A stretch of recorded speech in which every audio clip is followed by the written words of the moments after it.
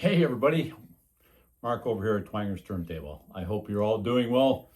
If you're new to my channel, I hope you find something you like, you'll dig and stick around.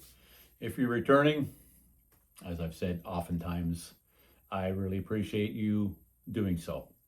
So I'm back for a challenge, a VC challenge by another one. I've done a few of these. Seems like I get sucked into these, but I really dig them. But this one is brought to you by George G's Room of Rock. If you don't know George, I suspect if you've been around my channel and checked out some of my videos, you've certainly heard of him, because this is not the first time I've done one of his challenges or tags. That's George over at George G's Room of Rock. So he started a tag at the beginning of the month, February. It's actually February Forgotten Album Challenge for the VC, for the vinyl community. For those uninitiated, VC is the vinyl community. There's a bunch of us on here who share not just vinyl, compact disc, cassettes, 8-track, you name it. Talk about comics, movies, but it all kind of fits into that vinyl community. So the last episode I did was on recent pickups to Nobody's Vault But Mine. And I was intending to do another one of those. I think I was going to go to episode 12. But it's coming up to the end of the month. So I needed to get this one done first. So I prioritized this one. I really want to get it done. And without further ado, I'm going to jump into it, because I'm trying to keep my videos around the 15 to 20 minute mark. Perhaps even shorter if possible. I don't think that's possible with this one. Fair warning. But yeah. As I've alluded to, it's the February Forgotten Album Challenge by George. And the prompts on this one are pretty simple. I've got them written out here. The first one is this beginning, at the beginning of February, the idea was for the next 4 weeks, choose 2 albums a week, which I have done, that I hadn't listened to in 5 to 30 years. Now, that's quite the span of time. So that was easy for me to do. Full disclosure, the last probably 7-8 years, most of what I listen to while I'm sitting here at Twanger's Turntables headquarters is vinyl. Rarely do I pull out a compact disc or a cassette or stream anything. I stream lots while I'm at work in my van, but here it's records. So hence a lot of what I'm going to show here, or at least 8 of them, 2, 4, 6, 7 of them, sorry, are on cassette, and that's why I haven't listened to them. Which brings me to point 2. At the end of the month, afterwards, we'll post the results in part 2, and then post your own comment. I'll leave you a link to George's channel, because I'm trying to describe this and I've already butchered it a little bit. The prompts are there. Part 2 is at the end of the month, after I post part 2, I being George, who wrote this, the result video on February 28th. So coming up this weekend, your own, or comment on why. So post your own video. Okay, I see. Or comment why you picked those 8 albums and what you think of them now. So 2 albums a week for the month of February should equal 8 albums. I listen to a few more than that. I usually do, but I decided to go a little more than that. Not too excessive. I think I've got 10 here. I've got 10 in total, so a couple of extra, and I'll get to that in a minute. So yeah, the first one I pulled up was, and these aren't going to show up very well. I'll try and show them. Those who are not familiar with cassettes, they have these J cards. Why are they J cards? Well, typically, at least the basic ones, are shaped like a J. But anyway, it's Tesla Bust a Nut. This is their 1994 release. It's be their 4th album. And I'd forgotten how good this was. I don't have it on vinyl. One thing I've taken away from this is most of the ones that I pulled out here, I would listen to them more if I had them on vinyl. So that brings me to part 2. Why I hadn't listened to this in so long? Just because I don't have it on vinyl. But Bust a Nut, their 4th album, it is really good. Boy, what are standout tracks here? I don't know if there's any standouts per se. It's just good from start to finish. Rubber Band comes to mind. That's really good.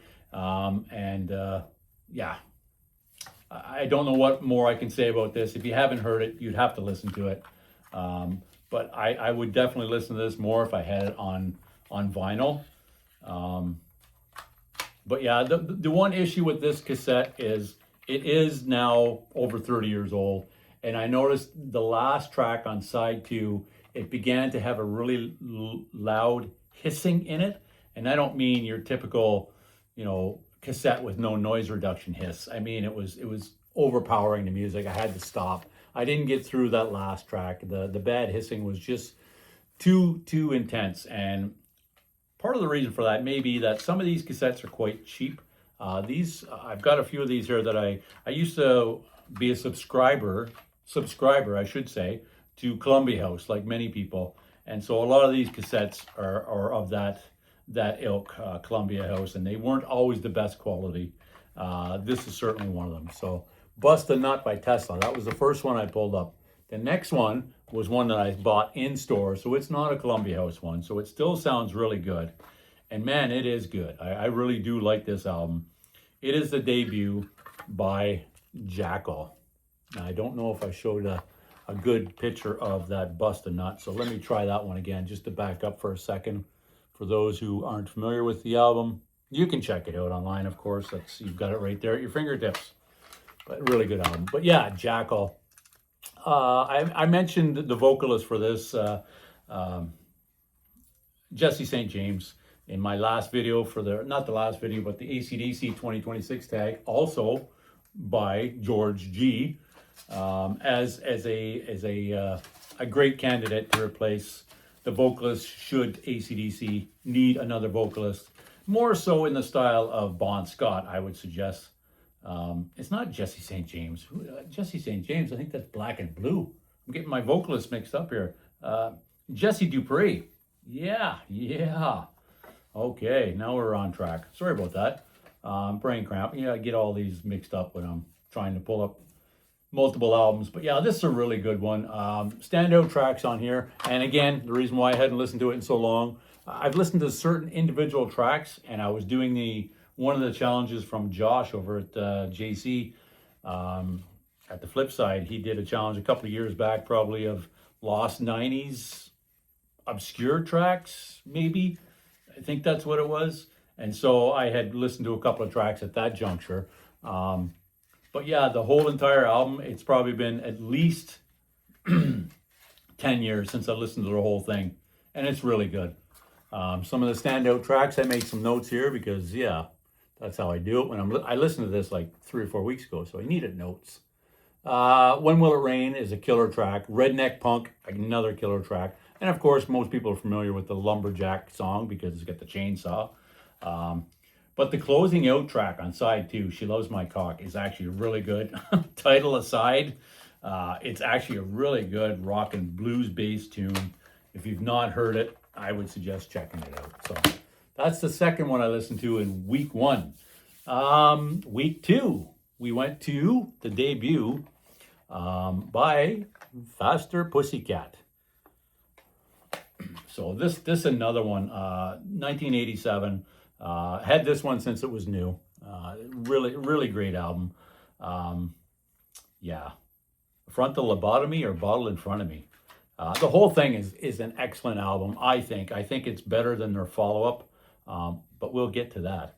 But yeah, probably just barely more than 5 years. I think we were listening to this in our old place shortly after we moved in there, and that would have been around 2017 or 18. So it's just over 5 years. But again, I do have certain tracks on a playlist I listen to a lot. So yeah, this is a fantastic album. Did I write any notes down on that? Not really. It's self-explanatory.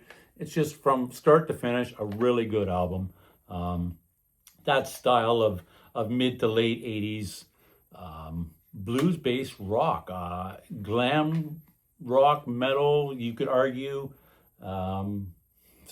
maybe in with that sleaze a little, but I don't know. Just I'm not big in all those subgenres. It's just a good hard rocking album. So the fourth one in week 2 would have been, yeah, America's Least Wanted, Ugly Kid Joe. This is another one. I'm gonna sound like a broken record, but this is another one of the Columbia House that I got And it's got but right around release time. When was release time on this one? It was 80 or 90, 91, 92, 92. The EP was 91. So it's got the original album, which was I guess for some retailers, they changed the cover art. They found that offensive. Whatever. Hey, different strokes for different folks, but really, really great album. And I would say it is a great album. Probably best known for the cover of Cats in the Cradle, Harry Chapin. But it's yeah. What more can I say? It's just a really good album. Yeah, I'm not going to say any more about that. Again, if I had that on vinyl, sure shit, I would listen to that a lot more because I just really dig it. So let's have a sip here to wet my whistle. So that's 4. Now the third week and album number 5, Lean Into It. Yeah, Paul Gilbert and Mr. Big. Paul Gilbert is an amazing guitar player. I like mostly everything he does. And there's certainly some high points on this album. Probably best known for the big sappy tune on here. What was it called? Hang on, I'll find it. What was it? To Be With You. That was it. It's the final track on side 2. See, I'm not big into that. And there's a couple of other tracks on here that are kind of ballady. I'm not a big ballads guy. So honestly, it is good. It's really good. Apart from those tracks, I'm just not big into those ballad tracks. And it's probably one of the reasons I have not listened to this in so long. And also one of the reasons why I probably wouldn't buy this on vinyl, as much as I like it and I appreciate it. And as I mentioned, Paul Gilbert is an amazing guitar player. Those tracks, you know, the ballads, the slow stuff, sappy. I like my rock to be rolling, not chugging along with the ballads, the love songs, if you will. What did I write down here? Yeah, I guess I wrote down here that when I was listening to this, it really made me have realized that they got a lot of Tesla vibes to this, especially in the track like A Little Too Loose. And I really dig Tesla, so it's a good album. I mean, Mr. Big, probably their debut with the top hat on it, I think, if I recall, is maybe a little better in regards to straight ahead rock, but yeah. Would I listen to it again? Yes, I probably will listen again. Like I say, I enjoy listening to it down in the music room here with my bestie, and we're just chilling, doing other hobbies. But there's a couple of tracks I feel like I want to fast forward through. But aside from that, yeah, that's probably why I hadn't listened to it in so long. Next up, this was inspired by George's video in that challenge. He also got some VCLT from Ron Haggerty, and it was none other than Joe Satriani. Yeah, Flying in a Blue Dream. What do you need to say about Joe Satriani? Big Bad Moon. Great album. There's the J card. And this would get many more spins if I had it on vinyl. It's just a really good record. I like any of the Joe Satriani that I've heard, and yeah, so what more needs to be said about that? It again is one of those Columbia House versions, but fortunately this one did sound pretty damn good. Yeah, so that was inspired by George. When I watched your video, George, I thought, well, I have that on cassette. I'm definitely going to give that a spin. So I did. Next up for week number 3 would have been, that closed out week number 3. I'm sorry. So that was week number 2. I get this right, won't I? That closed out week number 3. I'm sorry, number 6. So week number 4, the follow-up to Faster Pussycat's debut was Wake Me When It's Over. You're right, yeah. So this one, I remember thinking this was a little heavier than the first one when it came out. But again, I think there's a ballad on here I wasn't too crazy about. And damned if I can remember which one it is now. But but nonetheless, it's really good. I do like this, and again, if I had it on vinyl, I would listen to it much more often. But yeah, 1989 for this one, so that's, my goodness, that's like almost 27 years, probably around 26 years since I got this one. 26, 25 years, maybe a year after it came out or so. Although back then I tend to get things when they came out, so it's probably right around that date. So that's number 7. Number 8, this is where I go to my vinyl. There's 3 vinyls, so number 8 to officially close out the 8 ones we were supposed to pull was this one here. I showed this in that recent video of new additions, Show and Tell to Nobody's Vault But Mine, Ram It Down.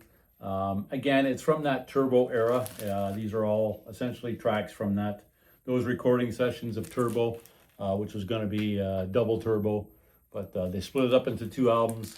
And this is one I don't think I'll be spinning that often, even though I've picked it up recently. I had heard it before, but not in a very long time. And yeah, it's quite possible with all the other great Judas Priest albums, this would not be one I would go to all that often. Although, I mean, the title track is amazing. Ram It Down is a great track. But there are some good ones. Johnny Be Good has probably been said 100 times. It's just terrible. Sorry.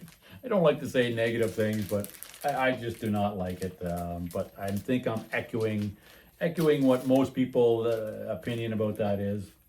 It's not really a hot take or contrarian, but yeah. So, you know, I did enjoy it, but just not as much as the Priest that I really dig, which is primarily 70s, some of the early 80s stuff. And then number 8, is that where we're at? Number 9, that was number 8. So this one I picked up recently too, and I do have an old beat up copy. Well, honestly, it was my bestie's copy.